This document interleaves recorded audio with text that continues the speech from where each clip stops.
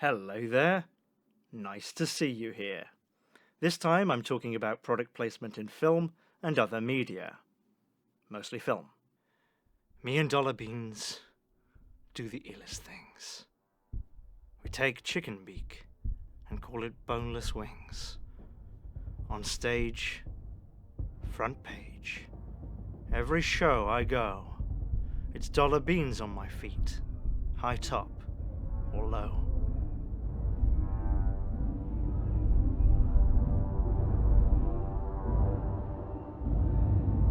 Product placement is the intentional reference to a real product in an otherwise separate piece of media, primarily for payment, whether that be money, goods, or services. So, a can of Acid Sting held by Vincent D'Onofrio in one of his latest blockbusters might not be product placement. In fact, it might be prominently featured, obscuring Vidoff's intense monologue. But if Coca-Cola didn't pay for it to be there, or make a deal where it's there because the crew got free diabetes, or Coca-Cola got a shout-out in the credits, it's not product placement, it's just brand exposure. So, just like everything in the world, there's ambiguity. It's sometimes difficult to know if the inclusion of a real-life product in a TV show or a film is because there's a product placement deal, or because the actor needed to be drinking a beer in that scene. Time and budget didn't allow for the creation of a fake but convincing label, and now everyone's drinking Red Stripe. Here are a few examples. We're gonna have to think of something.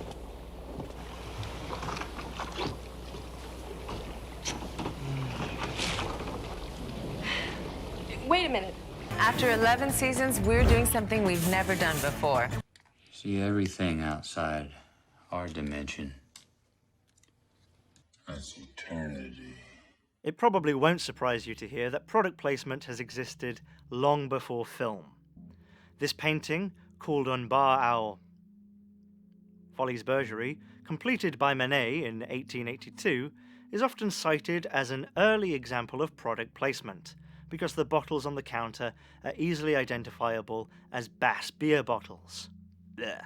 But, without being able to cite any specific examples, I suspect that product placement has existed as long as what is now termed media, or even content, because it's too embarrassing to call it art.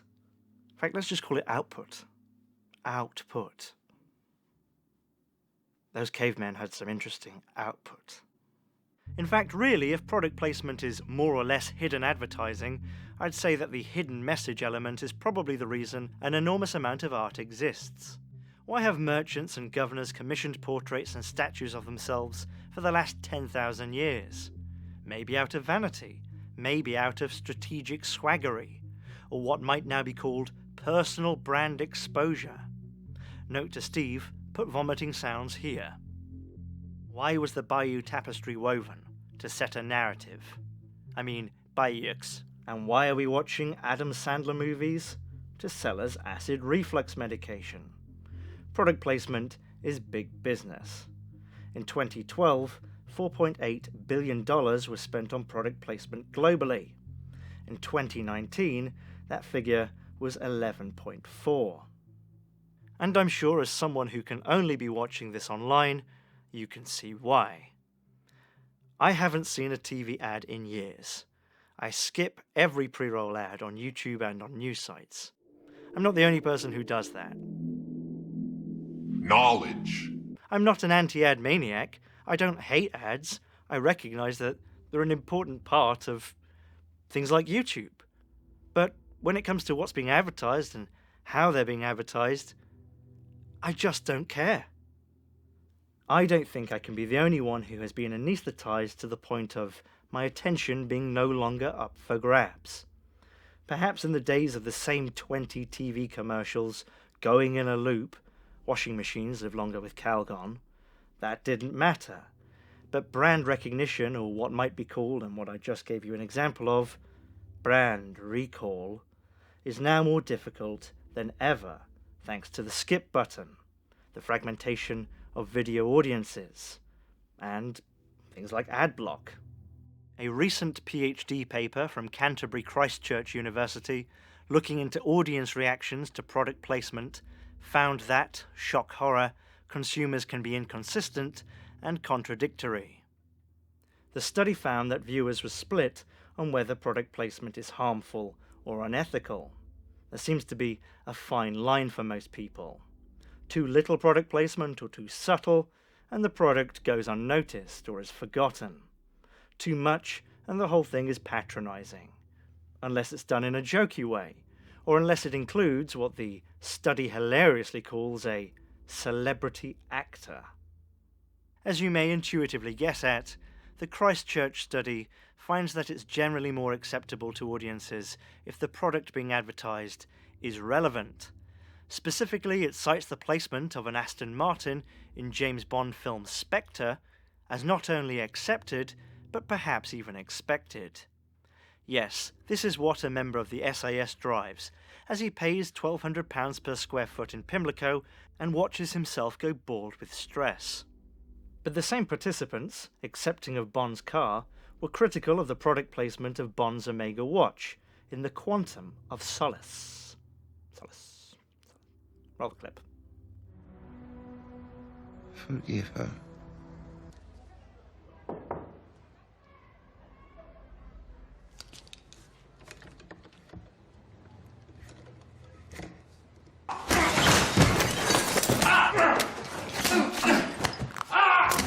In my opinion, the nuance of what people will and will not accept is no doubt very interesting and informative, but I think it can all really be boiled down to something we all know. People don't like to be advertised to, generally. Generally, advertising works. To a point, to the point of brand recognition. But with product placement in film and TV, it's inevitably difficult to measure return on investment. That's not to say there aren't ways of doing it, but consider Tomb Raider, the last one that I saw, which has Lara driving around in a reasonably priced car. That passed the emissions test. A car that passed the emissions test. It did pass the emissions test. That's a fact. How would anyone know what effect the repeated placement of VWs had on sales? Did this convince someone sitting in an empty theatre to buy a new car?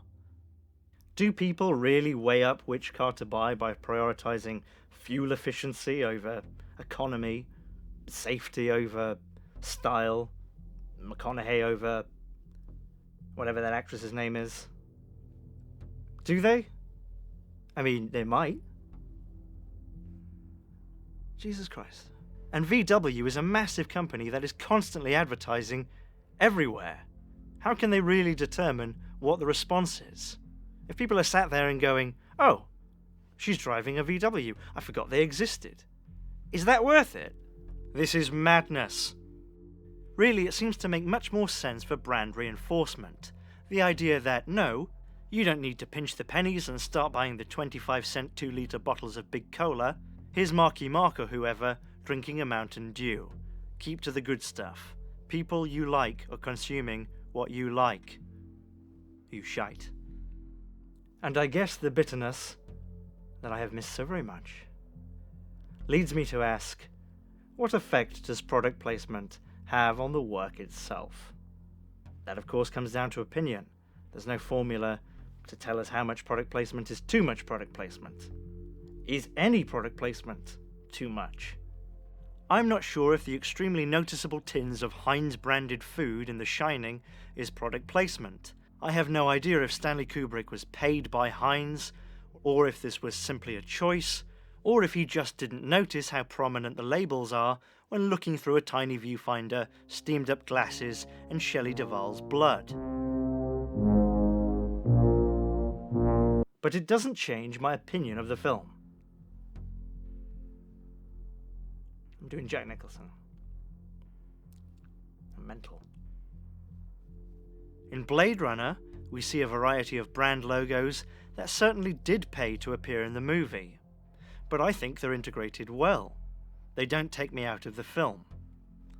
Personally, I don't like any of it, even if it does fit in.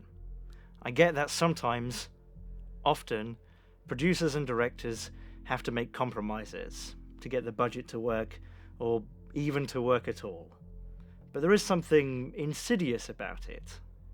Almost all films and TV shows that are made on large budgets are products too. But the way they have to sell them is as art, even if they don't use the word, and entertainment. But there is a difference between artistic compromises needed to appeal to a larger audience. Tone down the violence, the black man needs to be more funny, the third act makes too much sense, and inserting things that artistically do not belong. But I would struggle to cite a specific example of where product placement has ruined a TV show or a film. Jack and Jill was not brilliant until well, you know. I mean, they could fill Transformers chicken tenders with product placement everywhere and force Anthony Hopkins to get the Outback Steakhouse logo tattooed on his forehead, and I would think no less of the film or the director committee. Oof! Lots of opinions there. What you accept will of course come down to you. For me, the insidiousness isn't just to do with the artistic integrity surrounding product placement. It's to do with the fact that sometimes I just want to watch a film that I have in one way or another paid for without being sold to. Just give it a rest.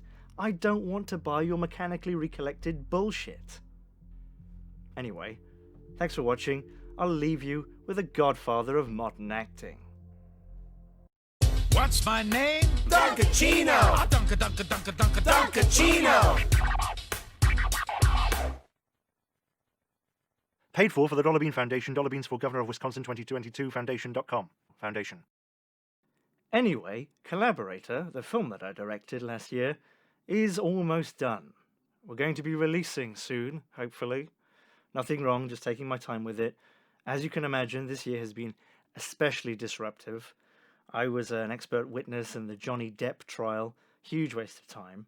All we could ascertain after all that work was that it definitely was a turd. So, thank you so much for watching.